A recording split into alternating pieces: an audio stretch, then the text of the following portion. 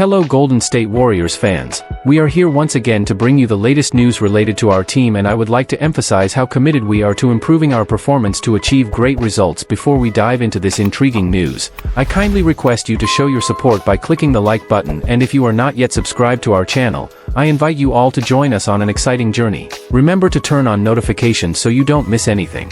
Draymond Green slams Paul George over disrespectful comment about NBA defense. That was a huge mistake. Golden State Warriors veteran Draymond Green didn't hold back this week when he responded to recent comments made by Philadelphia 76ers forward Paul George, and he made it crystal clear, some lines shouldn't be crossed. The firestorm began when George, speaking candidly about the state of NBA defense, claimed the era of true lockdown defenders is basically over. The days of stoppers, those are pretty much gone, George said. The Tony Allens of the league. Even me, I consider myself a defender, but there are guys now where I just hope I can make it tough. That's all you can do. While some fans may have nodded in agreement, Draymond Green wasn't having any of it, and he made that known on his podcast.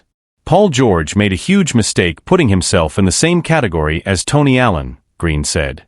Don't tell me those guys don't exist anymore. Maybe you can't see them, but that's because you've never been that guy. Green, a four-time NBA champion and widely respected as one of the smartest defenders of his generation, took George's comments not just as a misstep, but as a flat-out insult to players who are redefining defense in today's high-scoring league. To say there are no stoppers left? That's disrespectful to the guys who are grinding on that end of the floor every night, Green added. Just because it's not you doesn't mean it's not real. Draymond even called out rising names like Amen and Klay Thompson, along with Suns rookie Toumani Camara, as examples of the next wave of elite defenders, young players he believes embody the same grit and intensity that guys like Tony Allen brought to the game. Adding fuel to the fire, Green's podcast co-host Baron Davis chimed in with a pointed jab of his own. Let's be honest, Paul George is not a lockdown defender. Never really was. The internet, of course, exploded. NBA Twitter quickly took sides, with some defending George's perspective on how offense has evolved, while others backed Draymond for standing up for the defenders still battling in the trenches every night. Still, Green's message hit deeper than just calling out one player. It was a reminder that defense still matters, and that respect is earned, not self-declared. In an era where offensive highlights dominate the headlines, Green continues to be a voice for the other side of the ball, and he's not afraid to call out even the biggest stars when they forget what it takes to truly lock someone down. The fallout from Draymond Green's fiery reaction didn't stop with just a few podcast quotes. His pointed critique of Paul George made waves across the NBA landscape, prompting a flurry of responses from analysts, former players, and fans alike. ESPN's NBA panel debated the comments the following morning, with Kendrick Perkins siding with Draymond, emphasizing that you can't call yourself a lockdown defender just because you used to be one. Meanwhile, Richard Jefferson added that George's remarks seemed more like a self-assessment masked as a league-wide observation, calling it a subtle acknowledgement that his best defensive years may be behind him. On social media, fans brought the receipts. Clips of Paul George struggling to stay in front of elite guards in recent seasons began circulating, along with comparisons to true defensive specialists like Drew Holiday, Dillon Brooks, and the aforementioned Thompson twins, all players who have earned reputations for taking on the toughest assignments night after night. Even Tony Allen himself, the player Paul George referenced, appeared to respond indirectly via Twitter, now X, posting a cryptic but pointed message. Being a stopper ain't a phase. It's a mentality. That single sentence was retweeted by dozens of current and former players, including Marcus Smart, Patrick Beverley, and Jimmy Butler, players who have made their names by doing the dirty work and taking pride in shutting people down. Draymond, for his part, doubled down on his podcast days later, clarifying that his intent wasn't to discredit Paul George's career, but to call attention to the mindset behind elite defense. This ain't personal. I respect PG's game. But when you start talking like no one defends anymore, like those guys are gone, that's not the truth.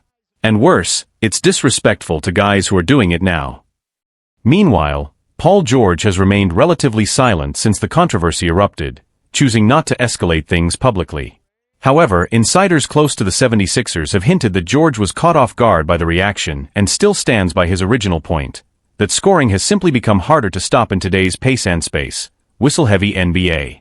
Some are now looking ahead to the upcoming season, wondering if this public jab could light a fire under George. With the 76ers expected to be a top contender in the East, and with George looking to bounce back from a somewhat underwhelming playoff run, the stage is set for him to prove whether he still has that defensive edge.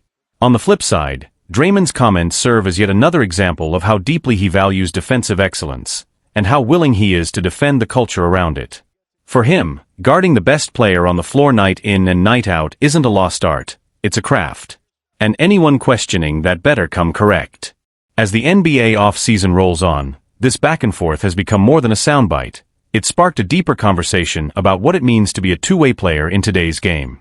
Can you still earn the label lockdown in an era dominated by offense? Or has the definition quietly shifted? For now, the court will have the final word. And when the new season tips off, you can be sure everyone will be watching, especially when Draymond Green and Paul George finally meet again.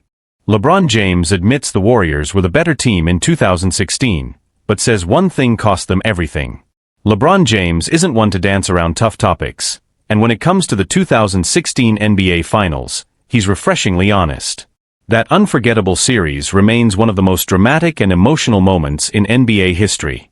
The Golden State Warriors entered the finals as the reigning champions, fresh off a record-shattering 73-9 season. For the first 4 games, they looked unstoppable, like the same dominant force they'd been all year.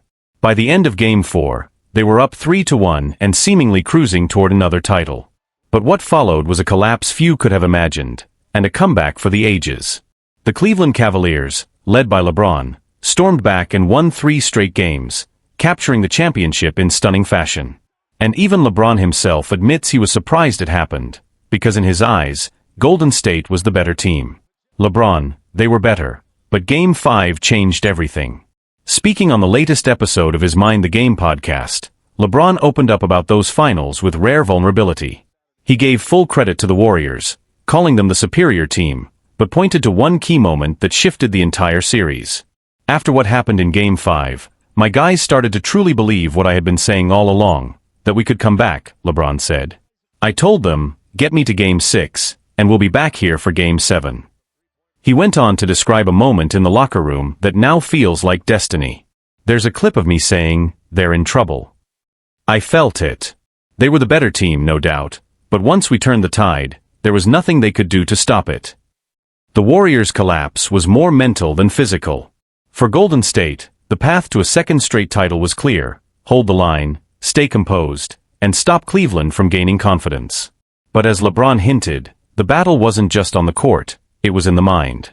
Once the Cavaliers found their rhythm, the Warriors never quite recovered.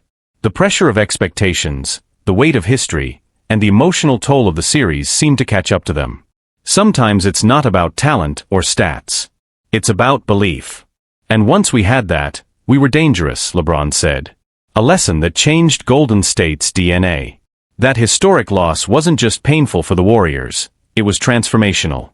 The collapse in 2016 taught them a lesson in mental toughness that would reshape their identity. Since that defeat, the Warriors have been unbeatable in every Game 7 they've played, 7 straight wins, including a recent one against the Houston Rockets to punch their ticket to the second round. They learned that championships aren't won by talent alone. You need composure, resilience, and the ability to withstand pressure when everything's on the line. And ironically, it was LeBron's Cavaliers who taught them that.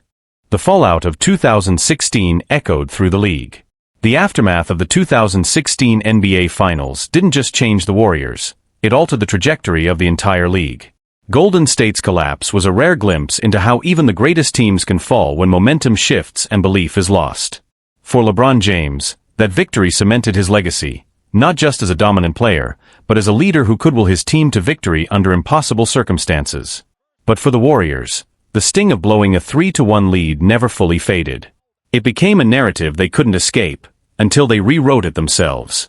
Just weeks after the crushing loss, the Warriors made one of the most controversial and impactful moves in NBA history. They signed Kevin Durant. The league was stunned. The team that had just won 73 games and lost the finals by a razor's edge had added one of the best players on the planet. It was a direct response to the heartbreak of 2016. That loss broke something in them, one NBA insider later said. It made them obsessed with making sure it never happened again. Durant's arrival transformed the Warriors into an almost mythical force. They went on to win back-to-back championships in 2017 and 2018, defeating LeBron and the Cavaliers both times, this time with authority. In many ways, 2016 was the catalyst for a new era of dominance. LeBron's legacy and the power of belief.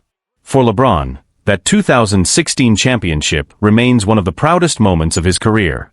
It wasn't just about the title, it was about the how. Coming back from a 3-1 deficit against a 73-win juggernaut, and doing it for Cleveland, his home, was the storybook ending fans never thought they'd see. That wasn't just a championship, LeBron said in a past interview. That was belief. That was heart. That was history.